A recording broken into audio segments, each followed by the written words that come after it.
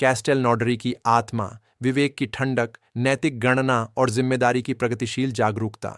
जिस गवाही को कैस्टेलनॉडरी की आत्मा के रूप में जाना जाता है, वह ओस्यो ई ओ इन्फर्नो के दूसरे भाग में प्रस्तुत की गई है, जो स्पष्ट रूप से एक आध्यात्मिक स्थिति को उजागर करती है जो विवेक की ठंडक, बुराई का तर्कीकरण और अपने कार्यों की नैतिक गंभीरता को पहचानने में कठिनाई से चिह्नित है।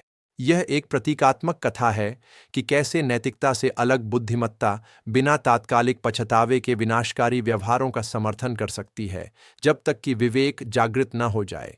आत्मा मानसिक स्पष्टता, संपूर्ण स्मृति और तर्क करने की बड़ी क्षमता के साथ प्रकट होती है। जीवन में उसने अपने व्यक्तिगत हितों, सुविधा और परिणामों की ठंडी गणना के आधार पर अपने चुनावों को मार्गदर्शित किया, बिना अपने कार्यों के पीड़ितों के प्रति वास्तविक सहानुभूति विकसित किए। मृत्यु के बाद यह दृष्टिकोण तुरंत समाप्त नहीं होता।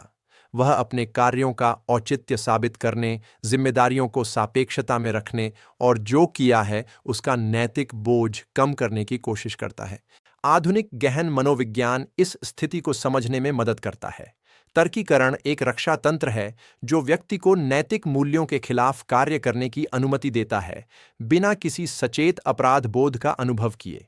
जब इसे समय के साथ दोहराया जाता है तो यह नैतिक संज्ञाहरण का उत्पादन करता है। आध्यात्मिक स्तर पर, जहां रक्षा तंत्र ढहने लगते हैं, यह संज्ञाहरण फैलते हुए दुख, आंतरिक असुविधा और लगातार बेचैनी में बदल जाता है। स्पिरिटिज्म स्पष्ट करता है कि कैस्टेलनॉडरी की आत्मा का दुख कोई लगाए गए दंड नहीं है, बल्कि बौद्धिक स्पष्टता और नैतिक चेतना के विस्तार के बीच के प्रगतिशील टकराव का परिणाम है। वह धीरे धीरे यह महसूस करने लगता है कि उसकी औचित्य अन्य चेतनाओं पर उसके कार्यों के वास्तविक प्रभावों को समाप्त नहीं करते।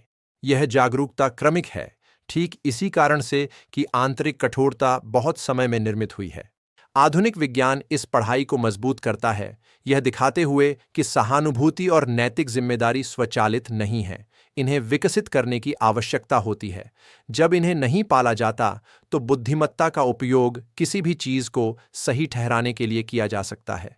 हालांकि आध्यात्मिक स्तर पर चेतना एक व्यापक क्षेत्र में कार्य करने लगती है, जहां कार्यों का नैतिक प्रभाव अनंत काल तक अनदेखा करना असंभव हो जाता है। इस गवाही का एक और महत्वपूर्ण बिंदु प्रारंभिक भावनात्मक पछतावे की अनुपस्थिति है। तात्कालिक पछतावे से नियंत्रित आत्माओं के विपरीत यहाँ एक धीमी और प्रतिरोधी प्रक्रिया है।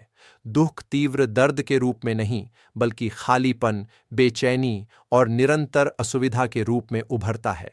इस प्रकार का दुख उन चेतनाओं की विशेषता है जिन्होंने अभी तक दूसरे को समान रूप से महसूस करना नहीं सीखा है। स्पिरिटिज्म सिखाता है कि यह स्थिति स्थायी नहीं है। जैसे जैसे कैस्टेलनॉडरी का आत्मा अनुभव करना शुरू करता है, भले ही अपनी इच्छा के खिलाफ, सहानुभूति और किए गए नुकसान की धारणा का विस्तार होता है, सचेत जिम्मेदारी के लिए स्थान खुलता है।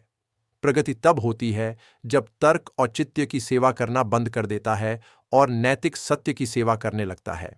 यह गवाही एक वर्तमान और गहरा चेतावनी लाती है। उन संदर्भों में जहां दक्षता, परिणाम या व्यक्तिगत हित नैतिकता से ऊपर रखे जाते हैं, कैस्टेलनॉडरी के आत्मा की कहानी दिखाती है कि कोई भी तर्कनुमा व्याख्या उस चेतना को परिणामों से नहीं बचा सकती जो अनुभव किए गए और उत्पन्न किए गए हैं। नैतिकता के बिना बुद्धिमत्ता स्वतंत्र नहीं करती, यह बंदी बनाती है। यह विवरण यह भी सिखाता है कि पछतावा प्रगति के लिए एकमात्र प्रारंभिक मार्ग नहीं है। कुछ मामलों में पहला कदम लगातार नैतिक असुविधा है, जो धीरे धीरे अहं की रक्षा को कमजोर करती है और विवेक को अपनी स्थिति पर पुनर्विचार करने के लिए मजबूर करती है। आध्यात्मिक न्याय धैर्यवान है, लेकिन सीखने के निमंत्रण में अपरिहार्य है। इस गवाही पर विचार करना वर्तमान में नैतिक सतर्कता का निमंत्रण है। अपने स्वयं के औचित्य पर सवाल उठाना, यह जांचना कि क्या कारण भले के लिए है या केवल स्वार्थ के लिए, और अब जागरूक सहानुभूति विकसित करना बाद में लंबे दुखद प्रक्रियाओं से बचने के तरीके हैं। जब बुद्धि अपने कार्यों के लिए नैतिक रूप से जवाब देना सीखती है तो विवेक बढ़ता है। यदि इस विवरण ने आपको जिम्मेदारी, तर्कीकरण और आध्यात्मिक नैतिकता पर विचार करने में मदद की है तो लाइक करें, साझा करें और अपनी टिप्पणी छोड़ें।